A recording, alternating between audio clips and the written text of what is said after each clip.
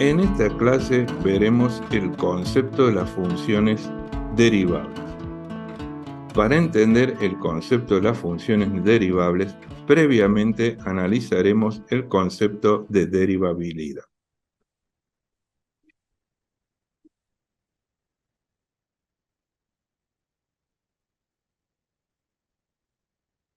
En todos los procesos de cálculo y métodos que se estudian y que involucran el cálculo de derivadas, siempre se hace mención de que estos procedimientos serán válidos siempre y cuando la función que nosotros estemos estudiando sea continua y derivable en el intervalo en donde se efectúa este estudio. Habría que preguntarse entonces, ¿qué significa esta condición? Dada una función, ¿siempre es posible calcular su derivada? ¿A eso se referirá la derivabilidad? Y si calculamos la derivada de una función, dicho cálculo y las posteriores aplicaciones que hagamos de la derivada, ¿siempre tendrán sentido? Para entender mejor esto, tendríamos que pensar en que desde el punto de vista matemático siempre es posible calcular la derivada. Es decir, como estructura matemática, dada una fórmula, siempre mediante el uso de la fórmula general de derivación o cualquier otro proceso alternativo, será posible calcular la derivada. Es decir, desde el punto de vista matemático, siempre será posible obtener una expresión conocida como derivada. Dada esta situación, entonces, ¿a qué se refiere la derivabilidad? Obviamente no se refiere a la posibilidad de calcular la derivada, sino a la validez del concepto de derivada en las aplicaciones que yo puedo hacer de esta. Por ese motivo, será necesario entonces introducir el denominado concepto de derivabilidad. Para que una función sea derivada deben cumplirse dos condiciones. La primera condición es que la función debe ser continua en el punto en el que yo estoy aplicando la derivada. Esto es bastante sencillo de entender, dado que es lógico pensar que si la función no existe en un punto, es decir, no está definida en un punto específico, en un valor X concreto, eso significaría que geométricamente no podemos trazar una recta tangente, que es la interpretación geométrica de la derivada, a una gráfica que no existe, lo cual nos permite concluir que donde una función es discontinua, obviamente no será derivable. Para que la función sea derivable es necesario que sea continua. Pero existe una segunda condición. La segunda condición tiene que ver con el hecho de que la derivada en un punto se obtiene a partir de, como hemos visto, la aplicación de una fórmula que involucra los límites. Ahora, para que un límite exista, nosotros hablamos de que el valor de convergencia por derecha o izquierda debe ser único. Traducido a la derivada, significa que cuando yo calculo una derivada, necesito que el valor de esa derivada sea único en ese punto. Porque de hecho, geométricamente, si yo considero que la derivada es la pendiente de una recta tangente, solamente debería existir una recta tangente en un punto de la gráfica. Analicemos un poco más en detalle estos aspectos.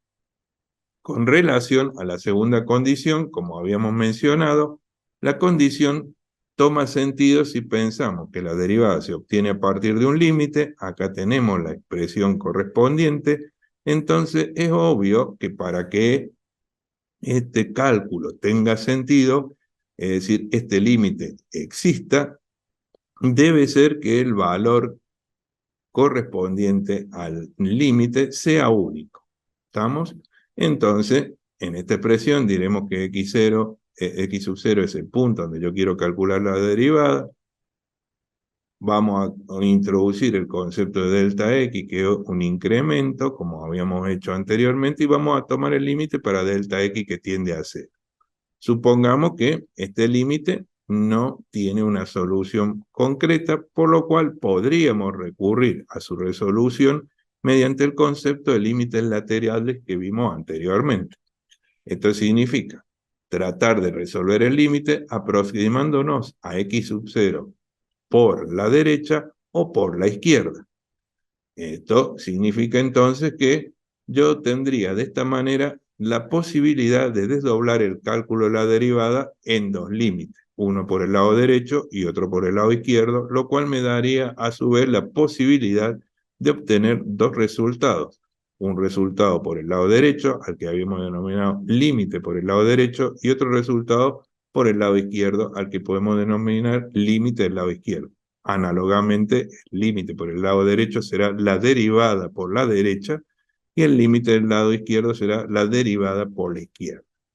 Si razonamos entonces lo mencionado en el concepto de la existencia de la derivada y que su valor sea único, para que una función sea derivable, la derivada de la derecha deberá ser igual a la derivada de la izquierda, es decir, un valor único. Esto refuerza un poco lo que anteriormente deducimos de forma conceptual.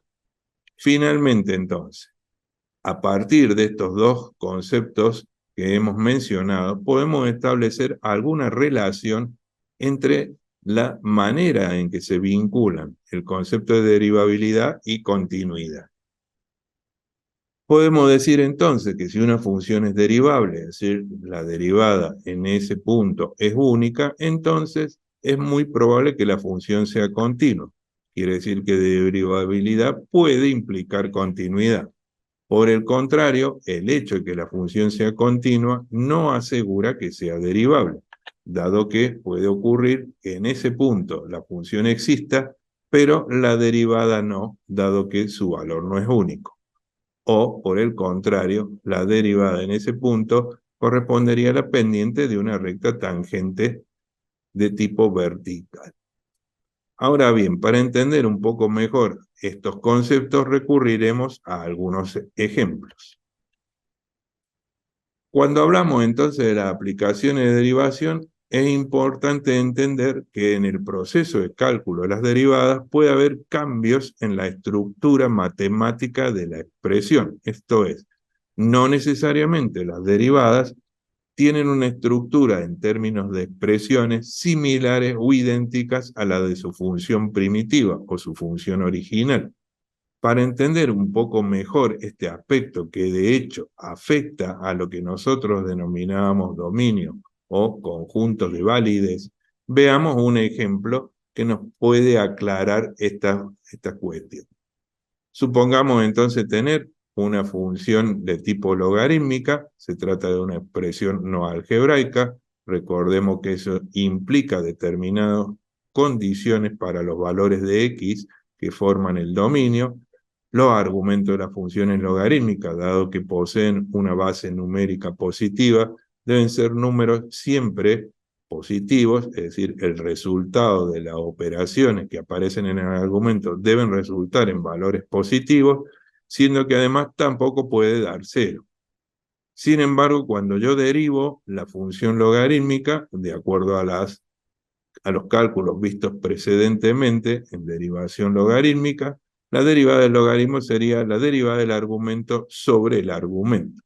Con lo cual hay una conversión de una expresión que es no algebraica con ciertos condicionamientos a su existencia diferente de la derivada que es una expresión de tipo algebraica, donde el único condicionamiento en este caso pasa porque el divisor no sea cero. Sin embargo, no hay problema en que esto resulte positivo o negativo.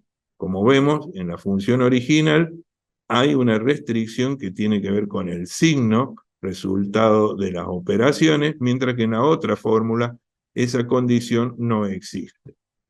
De esta manera, si comprobamos entonces el dominio de la función y el dominio de su derivada, vemos que son distintos. La función tiene un dominio más chico que el dominio de la derivada. Conclusión, puede ocurrir que en un proceso de cálculo yo obtenga indicadores a partir de la derivada, como pueden ser máximos o mínimos, que no son razonables porque, como dijimos, si la función no es continua, no importa lo que la derivada me diga, puede ocurrir que la derivada me advierta sobre la posibilidad de que haya un máximo o un mínimo, potenciales aplicaciones de la derivación, siendo que la función no los posee porque simplemente no hay gráfica. Ya habíamos dicho que donde la función no es continua, no hay sentido en los cálculos que se pueden obtener a partir de la derivada. Por este motivo, si la derivada existe donde la función no existe, habrá que excluir las posibles conclusiones que la derivada me entrega si la función no está definida en ese sector. Con respecto al segundo colorario que tenía que ver con el hecho de que una función puede ser continua pero no derivable, también abordaremos el análisis a partir de un ejemplo. Entonces, supongamos tener la función, digamos, de tipo algebraica que observamos acá. Es una función que está definida en todo el campo real, ya que no existen limitaciones en los procesos de cálculo. Se trata de una raíz de índice impar, admite bases positivas y negativas, y de hecho podemos proceder a su derivación. Una vez que tenemos la derivada, analicemos qué pasa con la función y la derivada en el punto x sub 0.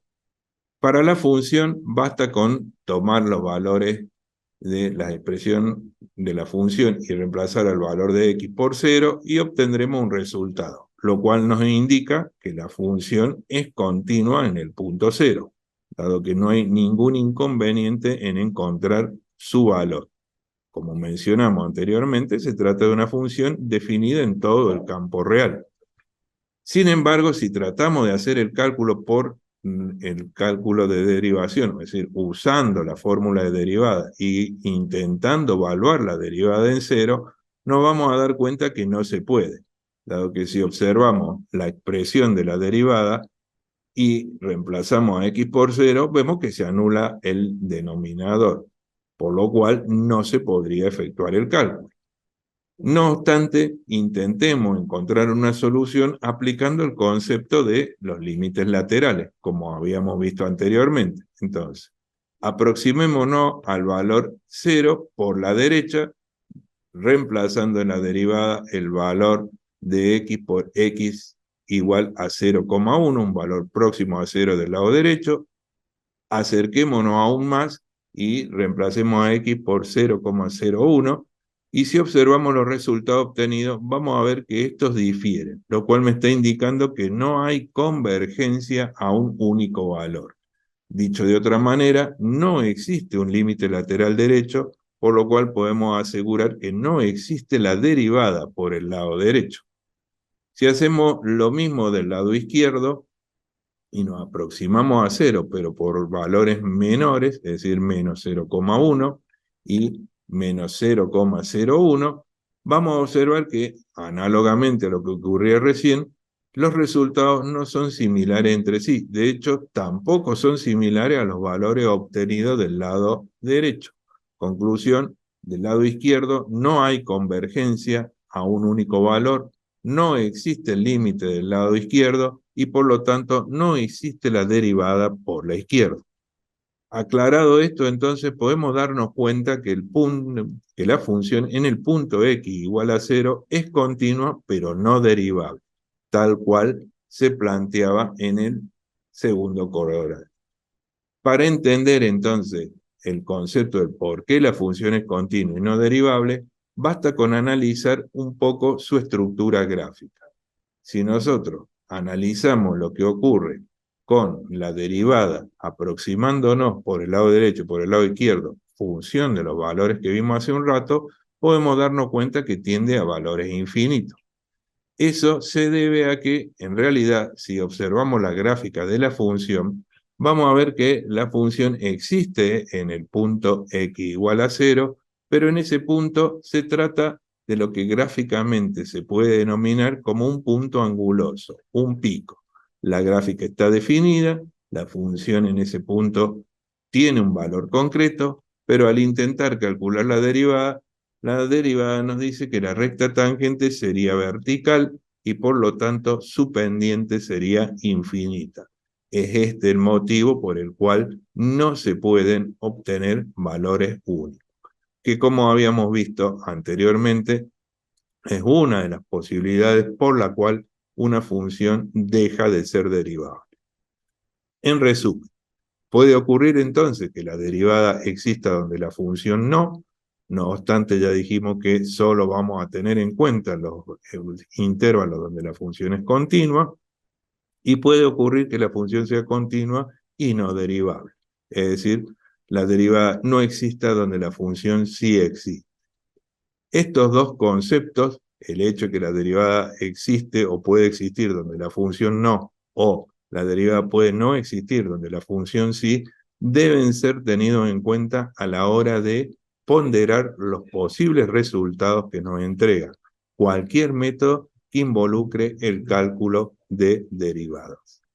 Muchas gracias.